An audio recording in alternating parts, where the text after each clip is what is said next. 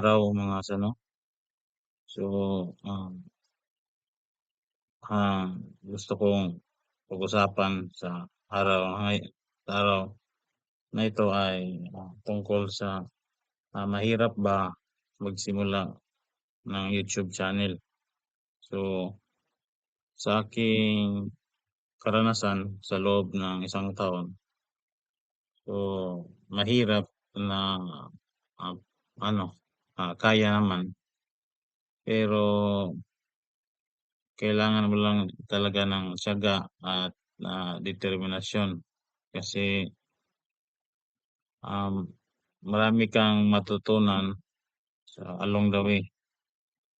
So, ang pagsisimula ng YouTube channel, so para sa akin ay ang paggawa. So, madali lang pero yung um, ipagpatuloy mo ng matagal ng isang taon, so yun yung mahirap lalo na 'pag makikita mo na parang mahina yung views mo, parang konti lang yung tumitingin, nanonood sa'yo. Para sa akin yun yung mahirap. Pero, um, na kaya naman ano ba, i-handle. So, sa aking karanasan, so wala talaga ako kahit paggawa ng YouTube channel, so kailangan kong manood ng ibang content creator kung paano ba gumawa ng YouTube channel. So, wala akong Gmail, so gumawa ako ng Gmail. So, nagsimula talaga ako sa step by step. So, um, hanggang sa na-monetize ako, pero sa ngayon hindi pa ako talaga nakapag ano ng pera, makakobra ba. So, importante lang na ah, sa loob ng isang taon ay ma-monetize ka kasi yun yung kailangan ni YouTube, for kailangan mo for 365 days or isang taon na ma-monetize ka para ah, ma-monetize ka, yung gano'n ba. So, paano ko gawa yun, so kailangan mo lang talaga na magsumikap hanggang mag-upload. So, parang gusto ni YouTube na makita ka na laging ah, ano ba na kanang kuhaan ka niya, makita sa YouTube platform nga consistent. So, mo ni ang kinahanglan, so yun yung kailangan ni YouTube na para makita sa'yo. So, may napanood din ako na mga YouTube channel 'no, na talagang ilang taon yung kailangan mong ibuhos, pintahon ba para ma-notice imong channel. So, karanaw gawas og sikat na jud ka. So, madali lang mag-grow yung channel mo kapag sikat ka na, pa unsaon kung hindi ka sikat. Yung katulad natin na hindi tayo sikat. So, kailangan mo talaga ng mga ilang taon na pagsusumikap.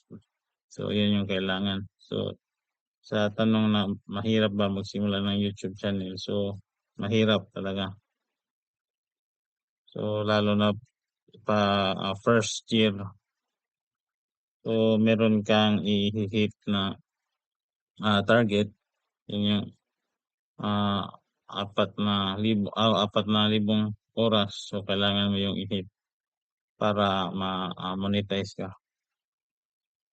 So, ayun. Yun yung naranasan ko. So, kung may katanungan kayo, so you can comment down below. Bigay lang ng komento sa baba. So, pag-usapan natin. So, magsipag lang talaga, mag-edit ka, mag-video, gumawa ng content, kahit ano, kahit na simpleng gawain mo sa araw-araw. So, i-upload mo na, ano matutunan mo naman, ah, sa, along the way.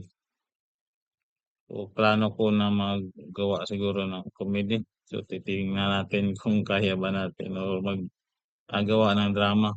So, para sa akin yun yung ano, nakikita ko na parang kusog ba malakas yung, benta ng views, yung gano'n. So, ano ipagpatuloy lang natin 'to. So, mag-target tayo ng matagal na panahon o long term goals.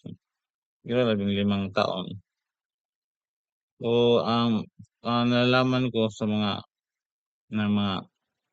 parang sisikat ka talaga. So, kailangan mo ng, 5 taon hanggang 7 taon. So, yun yung kailangan, parang requirements ba na talagang mano-notice yung, channel mo, mapansin yung channel mo.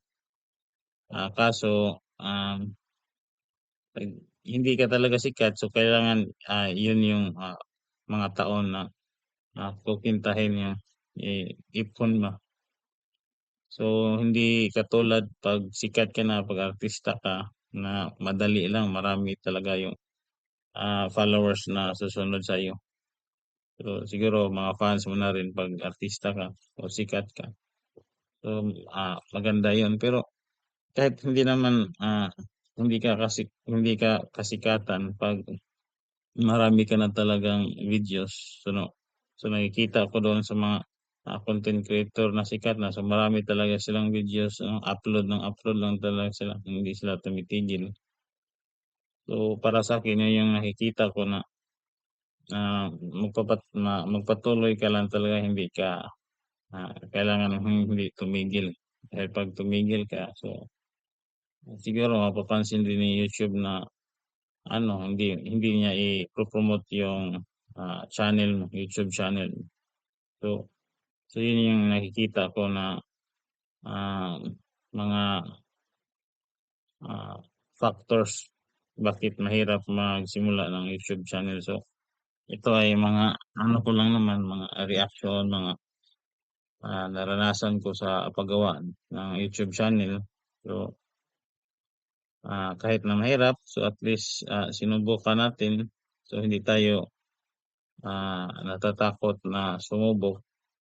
So, sabi nga nila na, subukan mong, ah, subukan mo para makita mo yung resulta. Kasi 'pag hindi mo sinubukan, so wala talagang resulta na makikita. So, parang yun na rin yung ano, pinaghahawakan ko na ano, mga idea o prinsipyo na sa buhay, mga gano'n. So, ano pa ba, meron pa ba? So, tapos yeah. At saka ano rin yung, talagang may, panahon na parang, ah, ayun ka ba, nauumay ka sa paggawa ng, content, lalo na 'pag maliit yung views. So, sa nakikita ko naman, so, pakonti-konti ano ano yung videos mo, mapapanood din naman, hinay-hinay ba. Kaya kailangan mong mag-upload ng maraming videos. Kasi, madali lang magsabi. So, may mga technique ba doon sa, YouTube na ito yung mga dapat mong gawin, ito yung mga factors na kailangan mong gawin, magawa ka talaga ng content na mag-viral. Pero, mahirap din. So, madali lang sabihin. So, ang ginagawa ko, so natututo ako pakonti-konti sa aking pag-upload, sa aking pag-edit. So, yun yung, pinanghahawakan ko, yun yung, ah, tinitingnan ko ng mga experience. So, kung paano ba talaga. Pero hindi naman 'yan nakukuha ng madalian, eh. So, kailangan mo ng konting sakripisyo at, konting tiyaga. So, makukuha mo 'yan siguro sa, katagalan ng panahon. So, makukuha mo 'yan. So, 'yun yung ginagawa ko. So, hindi ko binibigla. So, kung ano man yung lumabas na ideya sa loob ng isang araw, so 'yun yung, ina-apply ko. Kasi ano, mahirap din magplano, yung plano ka at plano mong gagawin, 'yun yung gagawin mo kinabukasan. So, talagang mahirap 'yun. So, para makatotohanan, so kung ano yung ideya na, magagawa mo o lalabas sa, isipan mo, so 'yun lang talaga yung kailangan mong ano, i ah, ano sa sarili mo, i-accept. Mao man jud ni kinahanglan, mga ingana nga, senaryo ba.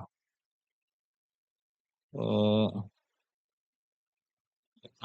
suway lang. So, ang nakita ko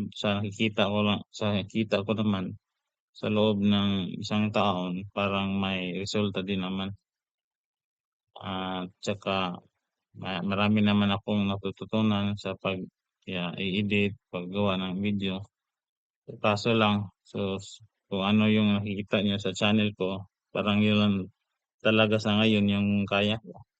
So, ah, mag-ano lang tayo sa sarili, parang mo-believe lang 'to ba, na ang kamot lang lihok kanunay, nga kung unsay atong mahimo, so mao ra pud ni.